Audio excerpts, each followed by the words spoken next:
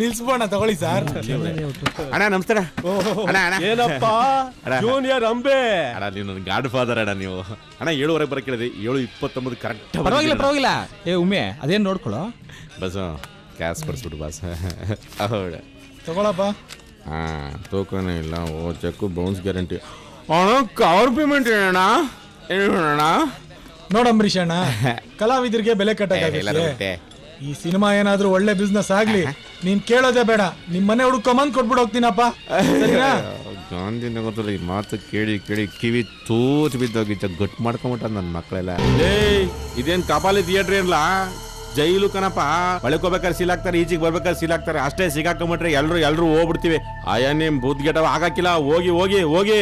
ಇಲ್ಲ ಗೌಡ್ರೆ, ಹೊಡಿಲೇಬೇಕು. ಮತ್ತೆ ಮಾತಾಡೋಣ.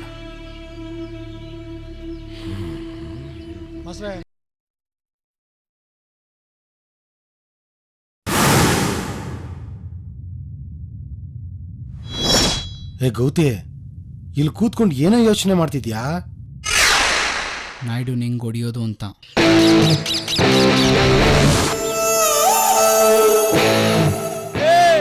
ನರ್ಸರಿ ಸ್ಕೂಲ್ ಹುಡುಗನ್ಕೊಂಡೆ ಹೊಡ್ದಾಕಕ್ಕೆ.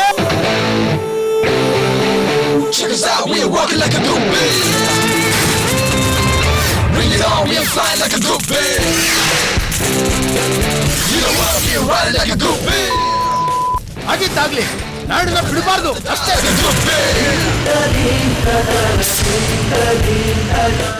ಅದ ಸುಲಭ ಅಲ್ಲ ಕಣ. ಏಯ್ ನಿನಗೆ ದಮ್ಮಿ ಇಲ್ಲ ಅಂದ್ರ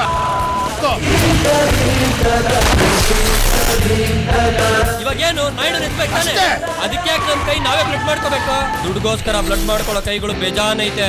Check us out, we are flying like a groupie.